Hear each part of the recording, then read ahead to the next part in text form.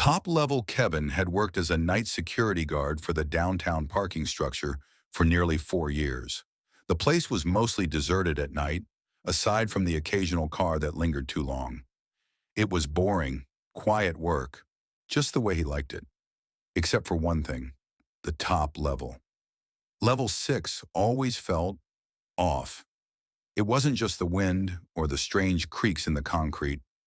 No one ever parked up there. Even during the busiest hours when every other level was full, level 6 remained eerily empty. The camera feed for that level would glitch every night around 2 a.m., showing only static or flickering black and white frames. The rumor was that someone had died up there, burned alive in their car over a decade ago. A suicide, they said. Kevin never believed in ghost stories, though. Concrete and steel didn't hold souls. They held rats, maybe, or oil stains, but not spirits. Still, on this particular night, something felt different. At exactly 1:59 a.m., a loud screech echoed through the building, metal against metal. It sounded like tires dragging across concrete. Kevin jerked up from his chair, staring at the monitors. As always, the camera for level 6 was out, showing nothing but static. Then came a second sound, a slow, rhythmic thumping, like footsteps, or something heavier being dragged. Kevin grabbed his flashlight and keys. His supervisor had warned him not to go up there alone, but his curiosity overruled any instinct to stay safe. He took the elevator, its fluorescent lights flickering as it ascended. When the doors opened to level 6, he was hit with a wall of cold air, far too cold for a summer night. The place was empty, just rows of yellow lines and dark patches of oil. The moon hung low above the rooftop, casting long shadows between the pillars. Then he saw it. In the far corner, a car sat where none should have been. It was an old model, 90s-era sedan, rusted and scorched, as if it had been through a fire. Its windows were blackened. No license plates, no tire marks leading to it. Kevin approached slowly, his flashlight trembling in his grip. As he reached the driver's side window, he leaned in. The inside of the car was charred, the dashboard melted, seats fused to the frame, and someone was sitting inside, a man, or what used to be one. His face was a nightmare of melted flesh, his skin cracked like dry clay. His eyes, pure white and lidless, locked onto Kevin's. And then, it smiled. Kevin stumbled backward in horror, dropping his flashlight. It rolled under the car, casting erratic shadows on the ceiling. The car engine suddenly sputtered to life, even though it had no business running. Smoke began to rise from the hood. Kevin turned and bolted toward the elevator, but the doors were closed and unresponsive. Behind him, tires squealed. The car was moving, slowly, deliberately. Its headlights off, but something pulsed inside, like fire behind the windshield. The air thickened with the stench of burnt hair and gasoline.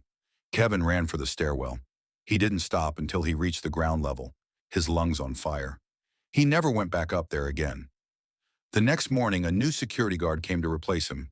That night, the top-level camera glitched again, and the car was back in the same spot, waiting.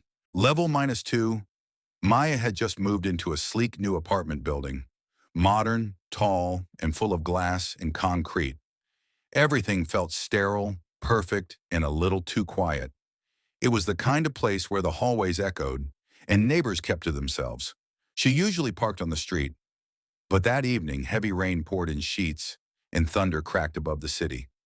Tired from work and soaked to the bone, Maya finally decided to use the underground parking garage. The building had 3 levels of underground parking: level -1, level -2, and a restricted level -3. The first 2 were open to residents, but the front desk lady had once offhandedly told her, "Level -2 is always empty. Most people avoid it. It's unsettling down there." Maya had laughed at the time. But now, with rain hammering her windshield and visibility low, she drove past level -1 and descended into level -2. It was spotless. No cars, no dirt, no oil stains, not even dust. She pulled into the nearest space and turned off the engine. Her car was the only one. The silence felt too thick, almost pressing against her ears. She grabbed her bag and stepped out, hearing her own footsteps echo unnaturally. Then her phone vibrated. A notification popped up. No service. Maya frowned. She always had full bars in the building, even in the elevator. Suddenly, the fluorescent lights overhead blinked once, twice, then went out completely. Darkness swallowed her. She stood frozen for a moment, waiting for them to flicker back. Instead, from deep within the garage came a soft humming noise, almost like a voice, and then a whisper. "You shouldn't be here." Maya's heart pounded. She spun around, lifting her phone to use the screen's glow as a flashlight. Nothing behind her. Then she turned to her car. It was gone. No sign of tire marks, no engine noise. The space was empty, but not completely. In its place stood a different car, a dusty, older vehicle, looking like it hadn't been moved in years. The windows were fogged from the inside. The dust on the hood was undisturbed, except for a trail of fingerprints leading to the driver's side door. Her hands trembled as she took a step closer. Suddenly, something slammed against the inside of the fogged-up window. A pale hand, fingers splayed. Maya screamed and backed away. She turned and ran for the stairwell, but when she reached it, the door wouldn't open. There was no handle. She shone her phone light at it and saw nothing but smooth concrete. The door was gone, trapped.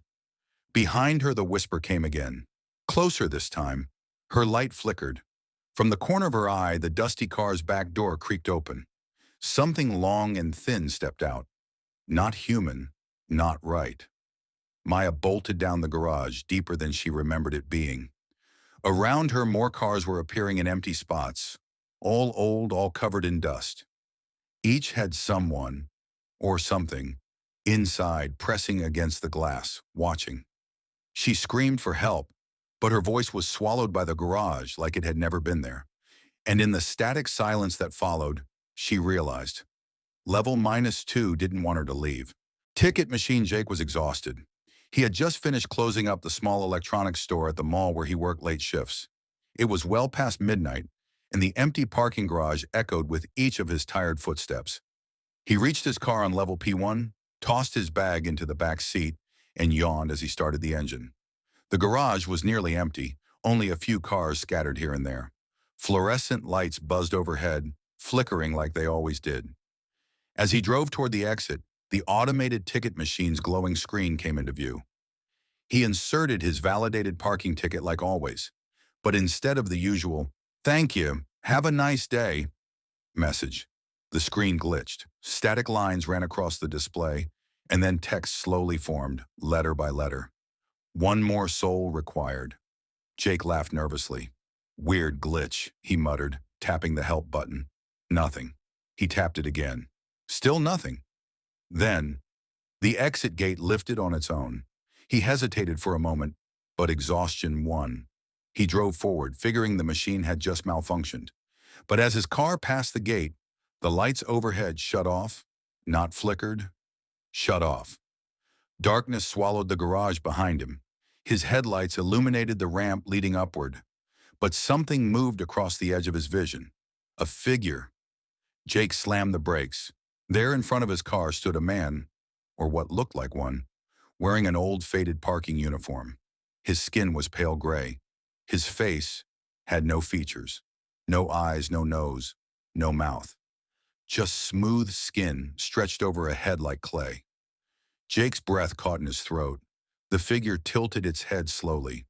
Then the car doors locked with a mechanical click. Jake tried the unlock button. Nothing. The engine sputtered and died. Panic set in. The radio turned on by itself. Loud static blaring from the speakers.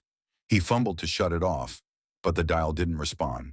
And then, through the static, a voice emerged. "You left us, Jake." He froze. 10 years ago, Jake and his friends had started a fire in a garage just like this. They were drunk, reckless, and they never meant for it to get out of control. 3 people died, and no one ever found out who did it. Jake buried that night deep inside and never looked back. Until now. The figure stepped closer, and others began to emerge from the shadows. Shapes, burned, melted, ashen. One was missing an arm, Another dragged a charred leg. "Stay!" the voice whispered in unison from the radio. Jake screamed and pounded the window, but it wouldn't break. The figures circled the car, smearing soot and ash across the glass. Then, the engine turned back on. The radio went silent. The gate ahead opened once more. Jake didn't question it. He drove, fast, tires squealing, heart racing. He didn't stop until he was miles away. The next morning, the mall's security cameras showed his car leaving, but the parking ticket machine had no record of his exit. Only a single message remained on the screen. "Two souls remain.